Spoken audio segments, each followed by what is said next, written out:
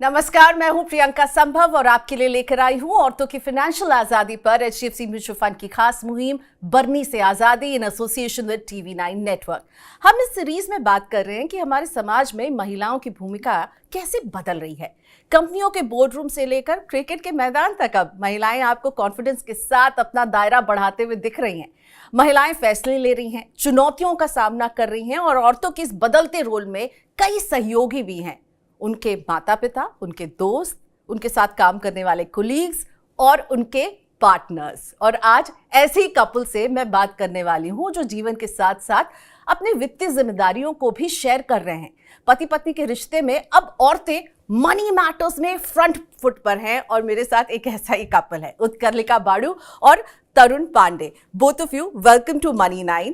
आप दोनों ही MNC में बहुत ही हाई डिमांडिंग जॉब में हैं और दोनों बहुत बिजी रहते हैं, लेकिन मुझे लगा आप दोनों से बात करना अच्छा रहेगा कि आप दोनों पैसे को कैसे मैनेज करते हैं, क्योंकि आप दोनों की पर्सनालिटी बिल्कुल अलग है। मैं बताना चाहूंगी कि यहाँ पर जब हम देख रहे हैं उत्कर्लिका और तरुण को, तो उत्कर्लिका जो है वो हमेशा सेवर है, वो भविष्य के बारे में सोचती हैं, और तरुण जो है उन्होंने समझाया है कि केवल भविष्य के बारे में नहीं सोचना है, अभी को भी जीना बहुत जरूरी है। So welcome. दो डिफरेंट पर्सनालिटी फाइनेंशियल मैटर्स को लेकर के। सो उत्कर्लिका, मैं आपसे शुरू करती हूँ कि अक्सर हम देखते हैं कि औरतें जो हैं बजट मैनेज करने में बहुत अच्छी होती हैं, और जो मुझे तरुण ने बताया वो आप भी हैं, राइट? लेकिन इससे ज्यादा आप कर रही हैं। आप बजट मैनेज करने के साथ साथ आप अपने फ्यूचर को भी सिक्योर करने की पूरी कोशिश में जुटी हुई हैं। आपने अपने रोल को कैसे देखा है बदलते हुए, जब आप लुक बैक करके अपने मदर को देखती हैं या अपनी मदर इन लॉ को देखती हैं? एब्सोल्युटली, बहुत ही बढ़िया क्वेश्चन है। जैसे कि हम बात कर रहे थे, मेरी पर्सनालिटी अराउंड मनी इतनी चेंज हुई है पिछले 20 सालों में, मैं बोल सकती हूँ। ग्रोइंग अप मेरे घर में मेरी बहन टेनिस खूब खेलते थे। मेरे पापा मम्मी का सारा फोकस था टेनिस में खर्च करना, लेकिन पैसे फिर भी लिमिटेड थे। एंड मैं देखती थी मेरी मॉम हर महीने एक्सप्लेन करती थी कि यहाँ पे खर्चा हुआ, यहाँ पे खर्चा हुआ, और सारा घर का खर्चा उनके ऊपर था। जब मैं ग्रो अप हुई, मेरी मॉम ने बोला कि नहीं, तुम्हें अपने फाइनेंशियली इंडिपेंडेंट पहले होना है, फिर तुम अपने आगे की सोचना। सो एक मेंटालिटी हमेशा थी फाइनेंशियल इंडिपेंडेंस, एंड इतना पैसा होना चाहिए कि किसी को जवाब ना देना पड़े। फिर तरुण मिले, ठीक है, और मैं जितनी सीरियस थी लाइफ में उतने ही नॉन सीरियस मैं बोलती हूँ तरुण थे।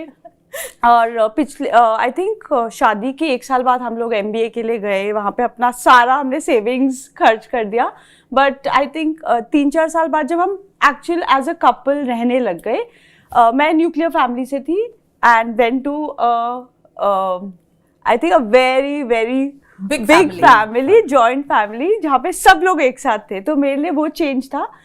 और मेरी मॉम इन लॉ सारा घर का खर्चा देखती थी, विच मेरे लिए बहुत अच्छा था। लेकिन तरुण ने मेरे को सिखाया कैसे पैसे खर्चने होते हैं, कैसे स्पेंड करने होते हैं, फॉर द फ्यूचर। तो आप दोनों के बीच में डिसएग्रीमेंट्स होते होंगे बहुत पैसों को लेकर के। पैसे का एटीट्यूड इतना अलग है, तो फाइनेंशियल प्लानिंग की बात कैसे होती है? आप कहते हो जाएगा देखेंगे या अब आपको उत्कर्लिका ने बदला है? So credit goes to her एकदम। मेरा तो हमेशा से था इंस्टेंट ग्रेटिफिकेशन, राइट? जैसे हम लोगों ने बात की कि आप लोग महीने के एंड में देखते थे कि बैंक बैलेंस कितना बचा है, उसे कैसे इन्वेस्ट करना है। मेरा क्वेश्चन होता था बैंक में कुछ बैलेंस बचा है, सो वहाँ से गेटिंग टू दिस लेवल जहाँ पे हम लोग जो है अपना खर्च एक स्पेसिफिक सेट ऑफ अमाउंट हर महीने निकाल रहे हैं, इजी नहीं था। एक लेवल के बाद जब ये कॉन्वर्सेशन यहाँ तक पहुंची कि नहीं, now we have to be serious about it, so हम लोगों ने सोचा ये हम दोनों से तो नहीं हो पाएगा and we need a third party जो कि हमें इस पे थोड़ा सा गाइडेंस दे। And that's where we went and we identified somebody who helped us with this. But पहले 5-6 साल तो ये हम लोगों के लिए था कि कमाओ खर्चो, बहुत टाइम है। लेकिन मुझे लगता है ये आपकी फिलॉसफी थी, कमाओ खर्चो। आपका था कि कमाओ और बचाओ। हाँ, तो इनफैक्ट कमाओ, सेव करो, फ्यूचर के बारे में देखो, डिसेंट कपड़े पहनो, डिसेंट जगह खाना खाओ, मगर स्प्लर्ज नहीं करना है। जो जरूरत नहीं है वो जरूरत नहीं है। और एक्टिविटी बाहर जाके यू कैन, मतलब स्पोर्ट्स में जाओ, फ्रेंड्स से मिलो, मगर जरूरी नहीं है तुम मॉल में जाओ। मुझे शॉप अभी भी मेरे को आई हेट शॉपिंग। ओके मेरे को बिल्कुल पसंद नहीं है। तरुण को शॉपिंग इतनी पसंद है, I'm a shopaholic.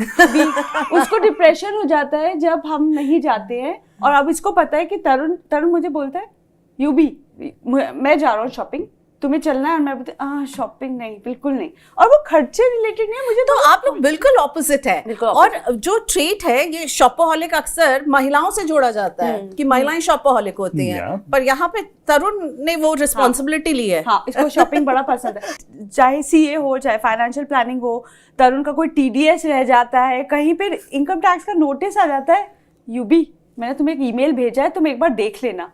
और मैं भी खुशी खुशी करती हूँ कि मुझे प्रोजेक्ट मिल जाता है।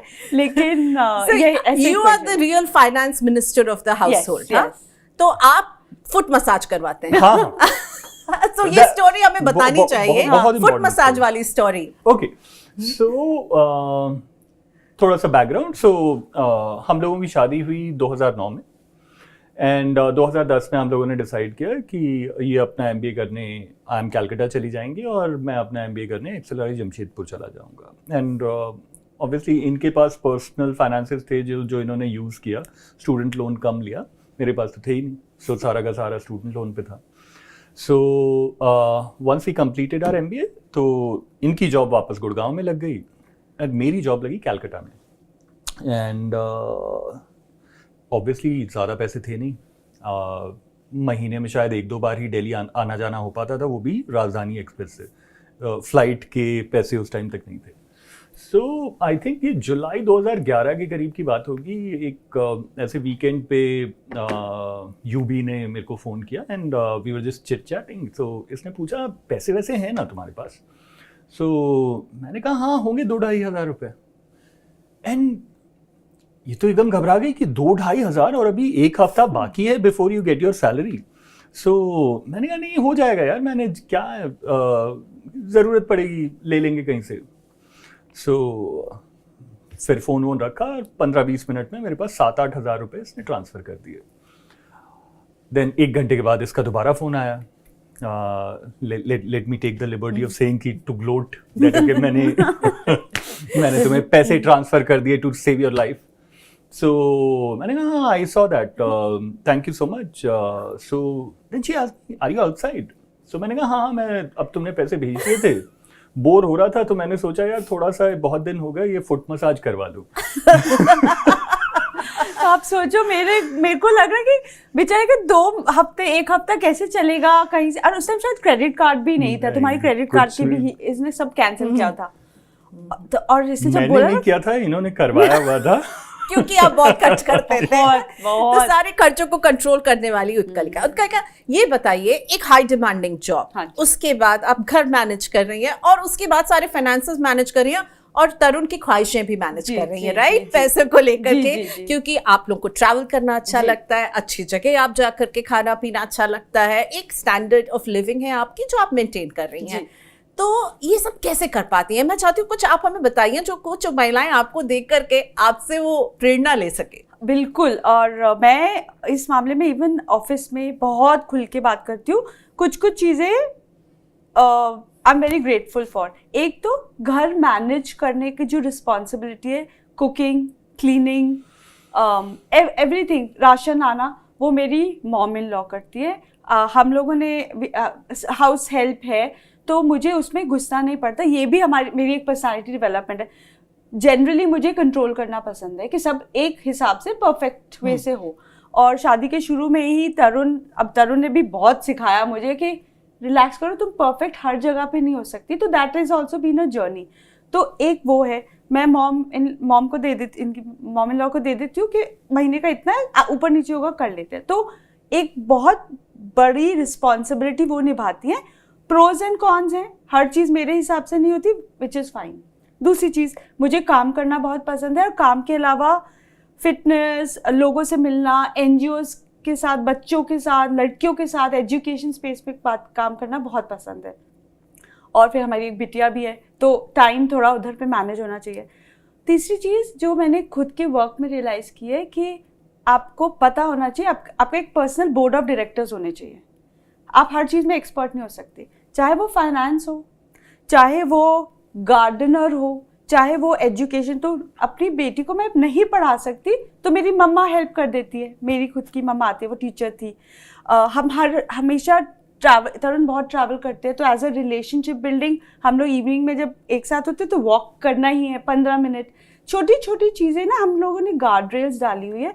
और फिर मेरे लिए भी मैं ट्राई करती हूँ महीने में 1 दिन या 2-3 घंटे ब्लॉक कर लूँ कि अब हमको इस क्वार्टर का फाइनेंशियल कोई इन्वेस्टमेंट्स करनी है, कुछ करना है, या अपने फाइनेंशियल प्लानर से मिलना है, सीए से मिलना है, किसी से मिलना है। तो प्लानिंग बहुत चाहिए, मगर सब कुछ मैं खुद नहीं कर सकती। I have to depend on बहुत सारे स्पेशलिस्ट है मेरी लाइफ में, थैंक गॉड, जिन पे मेरे को डिपेंड तो आप मदद लेने से हिचकिचाती नहीं है, नहीं, सब कुछ नहीं करना है, आप सुपर वुमन नहीं है, लेकिन मैनेज सब कुछ कर रही हैं। कोई ऐसा फाइनेंशियल डिसीजन तरुण जिसके लिए आप थैंकफुल हैं उस कलिका के लिए, और शायद आपने बोला नहीं हो, आज बोलना चाहेंगे? Yeah, in fact, a little on the serious side, and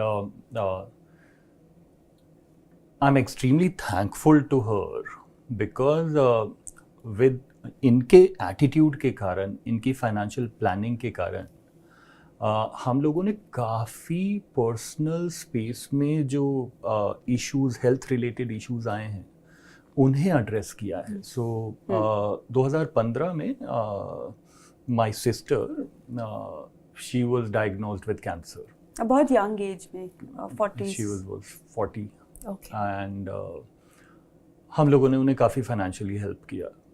and अगर आप लोग जानते हैं कि कैंसर इन दिस कंट्री, इसे मैनेज करना बहुत कॉस्टली है, एंड वो इसीलिए हो पाया because she was able to instil some amount of थोड़ा सा फाइनेंशियल प्लानिंग जो कर पाए थे हम लोग, उसकी सेविंग्स हमें बहुत हेल्प की। अगेन मैं वही रिटरेट करूँगा कि थैंक्स टू हर हम लोगों का एक ये जो फाइनेंशियल प्लानिंग का जो थॉट प्रोसेस शुरू हुआ, एंड वो आज भी हेल्प किया। I mean I lost my father very recently, and for the past couple of years काफ़ी उनकी तबीयत ख़राब थी। मतलब समझिए हर महीने हॉस्पिटलाइजेशन होता था।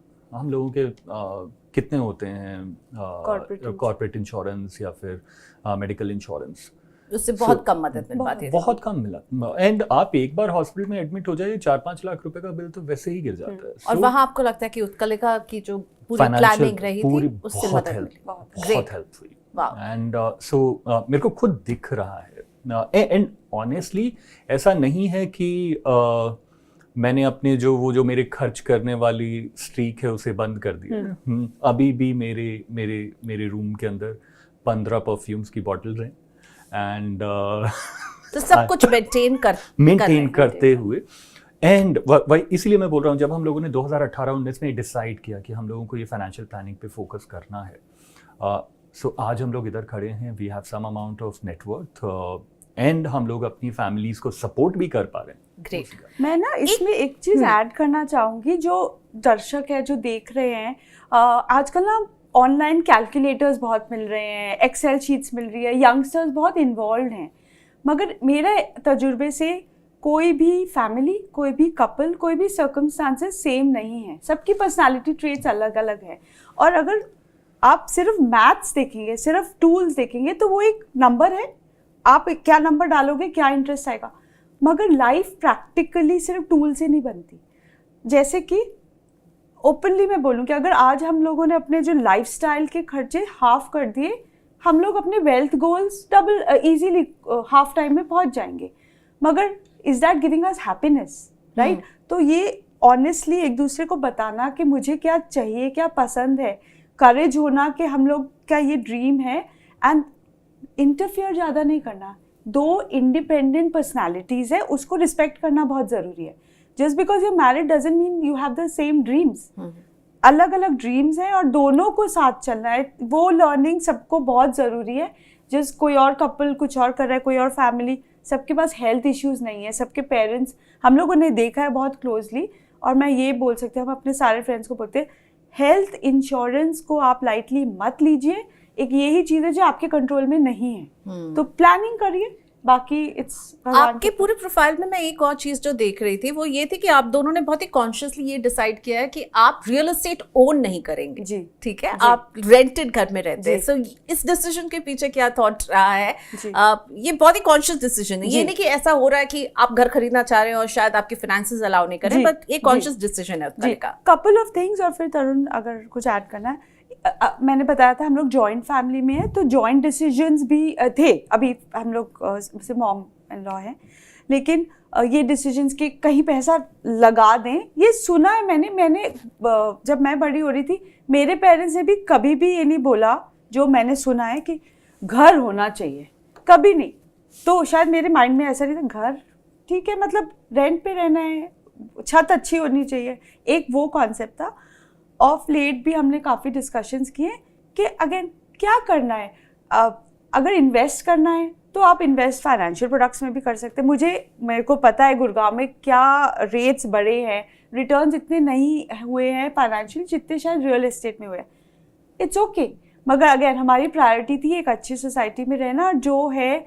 उसको फाइनेंशियली प्लान करना हो जाएगा जब अगर घर चाहिए होगा लेकिन हमारे फाइनेंशियल गोल्स में घर नहीं है प्लस पेरेंट्स के पास जो है वो है कभी ज़रूरत पड़ेगी तो we can live with them but I think independently हम लोगों को ROI इतना नहीं लगा जितना घर में होता है इसमें एक और चीज ऐड और कर डेट सकता हूं फ्री मैं। रहना हाँ, सॉरी या बहुत इंपॉर्टेंट बात डेट फ्री रहना डेट फ्री रहना कि वो एक मान लीजिए आज की डेट में आप गुड़गांव में घर खरीदने जाएं तो अगर कोई एक डिसेंट सी जगह भी खरीदने जाएंगे 4-5-6 करोड़ से कम का घर सवाल ही नहीं उठता अगर मान लीजिए आपने उसका 70% भी लोन लिया आपका महीने का 3 से 4 लाख रुपए का कम से कम EMI जा रहा है वो स्मॉल अमाउंट नहीं है और दूसरा एक in back of the mind आपके वो हमेशा चलते रहेगा सो हम लोग एक ऐसे टाइम पे भी हैं करियर के जहाँ पे शायद we might want to do something on our own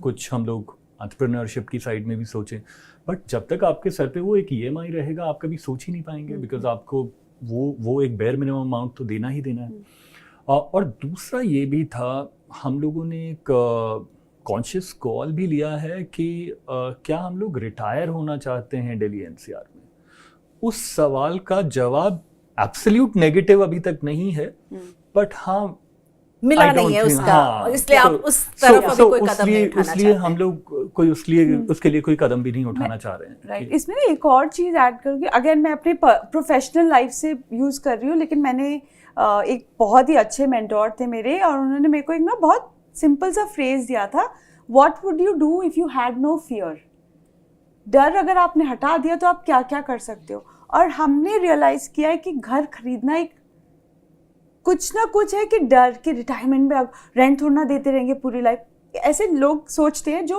हो सकता है उनके लिए सही हो हम लोग डर से नहीं करना चाहते कि बहुत प्लान्ड वे से कि जब ज़रूरत होगी तब देख लेंगे क्या ऑप्शंस हैं क्या नहीं है अब प्योर फाइनेंशियल डिसीजन नहीं है it's a very thoughtful personality driven decision and match नहीं होता लाइक मैं एक और एग्जांपल दूं प्रियंका को बहुत इंपॉर्टेंट है वो जब हम लोगों ने डिसाइड किया कि हम लोग शादी करेंगे सो हम दोनों का एक कॉन्शियस डिसीजन था कि ये है बजट और इसी के अंदर शादी होगी एंड यू वोंट बिलीव वो बजट 2009 में 1 लाख रुपए का था हम लोगों की शादी मंदिर में हुई ऐसा नहीं है कि हमारे पेरेंट्स के को कोई इश्यूज थे बट हम लोग बड़े क्लियर थे कि Jagannath temple was very important में बहुत इंपॉर्टेंट था इन्हें और मैं यही चाहता था कि मेरे को कोई जबरदस्ती के खर्चे नहीं करने वो लैविश वेडिंग वगैरह शो ऑफ और वो सब नहीं and very unlike me right मतलब अगर आप मेरी पर्सनालिटी देखिए तो आपको लगेगा कि ये तो चाहेगा कि हाँ बहुत